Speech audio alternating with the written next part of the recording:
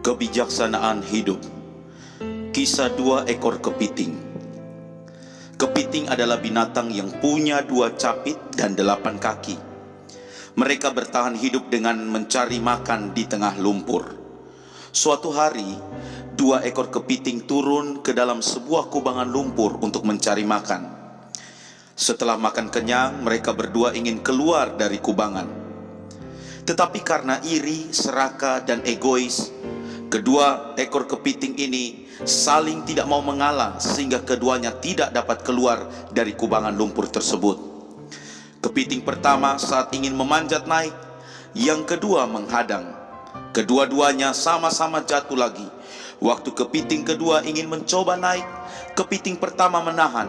Mereka berdua pun jatuh kembali. Meskipun mereka mempunyai 2 capit sekuat tang dan kaki yang kuat pula, sebenarnya mereka tidak bisa terpeleset jatuh. Tetapi kenyataannya tidak ada satupun di antara mereka yang bisa keluar. Mereka tidak bisa menghirup udara luar yang segar, juga tidak bisa melihat terangnya sinar matahari. Mereka masih terus berkutat di dalam kubangan lumpur yang gelap dan lembab. Tidak ada yang mengalah. Sampai akhirnya kedua kepiting ini mati dalam kubangan, yang mana tidak akan terjadi jika mereka berdua saling membantu. Kebijaksanaan apa yang terkandung dari kisah ini? Dalam kehidupan ini, kita memang menghadapi berbagai macam persaingan. Mempunyai semangat persaingan bukanlah suatu kesalahan. Tetapi demi hasil yang lebih baik, sebaiknya kita jangan meremehkan kerjasama. Dengan mengutamakan kerjasama tim, kita bisa menyelesaikan kesulitan besar dan menuntaskan berbagai macam tanggung jawab yang rumit sekalipun. Bapak Ibu Saudara dikasihi dan diberkati oleh Tuhan, Alkitab mencatat betapa pentingnya kita hidup di dalam kasih, kita hidup di dalam bekerja sama, saling melengkapi satu dengan yang lain. Daripada kita hidup menjegal satu dengan yang lain, mencelakakan satu dengan yang lain, sebaiknya kita hidup di dalam kasih, saling tolong menolong, saling membantu satu dengan yang lain. Dikatakan dalam Pengkhotbah pasal 4 ayat 9 hingga ayat 12, firman Tuhan berkata, "Berdua lebih baik daripada seorang diri, karena mereka menerima upah yang baik dari jeripaya mereka. Karena kalau mereka jatuh, yang seorang mengangkat temannya. Tetapi wahai orang yang jatuh, yang tidak mempunyai orang lain untuk mengangkatnya. Juga kalau orang tidur berdua, mereka menjadi panas. Tapi bagaimana seorang saja dapat menjadi panas? Dan bila mana seorang dapat dikalahkan, 2 orang akan dapat bertahan. Tali 3 lembar tak mudah diputuskan." Saya baca di dalam terjemahan yang lain berkata, "Jika 2 orang bekerja sama, akan dapat menyelesaikan lebih banyak daripada 1 orang saja bekerja 2 kali. Karena berdua dapat mencapai hasil yang lebih baik. Jika yang seorang jatuh, yang lain dapat membangunkannya. Tetapi sungguh malang bagi orang yang jatuh tanpa ada orang lain untuk membangunkannya. Demikian pula, jika orang tidur berdua, mereka dapat saling menghangatkan. Tetapi bagaimana 1 orang dapat menghangatkan dirinya sendiri?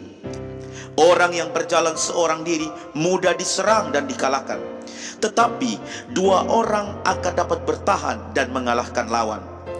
3 orang lebih baik lagi, seperti tali 3 lembar tidak mudah diputuskan."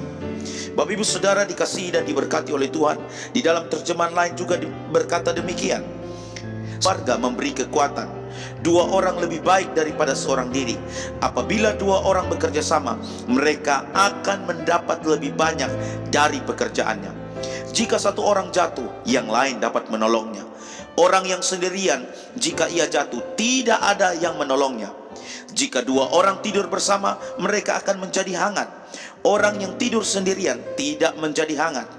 Seorang musuh mungkin dapat mengalahkan 1 orang, tetapi 2 orang dapat berdiri saling membelakangi, membela satu sama lain. Bahkan 3 orang akan lebih kuat. Mereka seperti tali yang terdiri dari 3 bagian yang disatukan. Sangat sulit memutuskannya." Bapak Ibu Saudara dikasihi dan diberkati oleh Tuhan, karena itu sebagai orang Kristen, seorang percaya, dari kisah 2 ekor kepiting ini, jangan sampai kita dalam persaingan pada akhirnya membuat kita mati. Kita tidak peduli satu dengan yang lain. Marilah kita menjadi pribadi yang mau bekerja sama, saling menolong, sehingga pada akhirnya banyak pekerjaan dapat terselesaikan. Ketika kita bekerja bersama-sama, kita saling peduli, kita saling melengkapi, maka lihatlah, kita akan melakukan banyak perkara-perkara besar, hal-hal besar, pekerjaan-pekerjaan besar yang kita kerjakan. Karena itu paling penting bahwa ketika hari ini kita ada di dalam sebuah keluarga, kita ada di dalam sebuah pekerjaan, suatu pekerjaan, kita ada di dalam sebuah lingkungan pelayanan, sadarilah bahwa kita ada di situ untuk saling melengkapi, bukan untuk bersaing dan saling menjatuhkan. Sehingga apa, pada akhirnya kita dapat bekerja dengan maksimal, menghasilkan hasil yang baik, dan daripadanya nama Tuhan dipuji dan dipermuliakan. Kiranya kita menjadi bijaksana di dalam kehidupan ini, Bapak Ibu Saudara. Tuhan Yesus menolong, menyertai dan memberkati kita. Biarlah dari kisah singkat ini menginspirasi kita semua. Shalom.